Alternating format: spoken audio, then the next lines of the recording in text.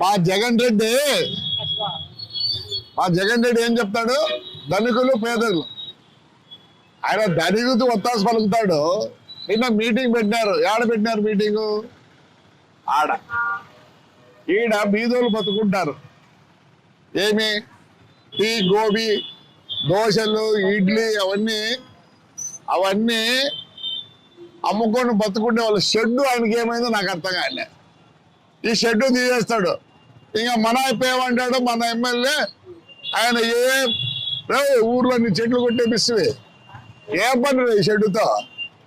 ఏం పని ఎమ్మెల్యే నీకు ఈ షెడ్డుతో? బీదోళ్ళు బతకని ఊర్లో నేనేదో చేశాను, పొద్దు నువ్వు నీదేనా, నేనేదో ఇదో ఇవి చేస్తాను స్వామి. ఇది చేస్తాను. బీదోళ్ళు బతుకోకుండా వాడు 300 తీసుకొని పోతే కానీ వాడి భూ జరగదు.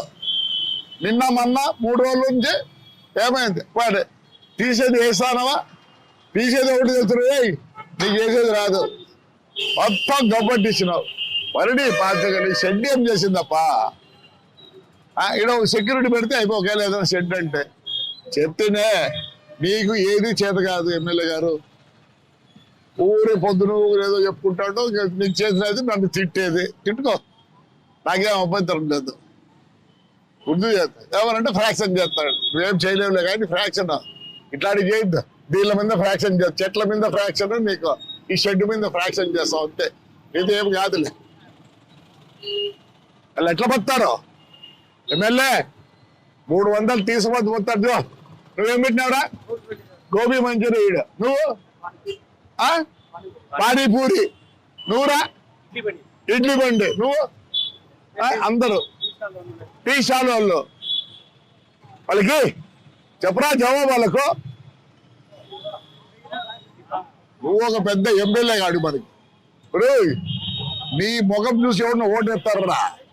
నీ ముఖం చూసి ఎవరిన ఓటేస్తాడా? జగన్ నుంచి ఓటు వేసినారా? బతకనీరా వీళ్ళందరినీ? వీళ్ళందరినీ బతకనీరా? 3 రోజులే ఇంట్లో పస్తున్నారు. నీకు తెలిసింది అది.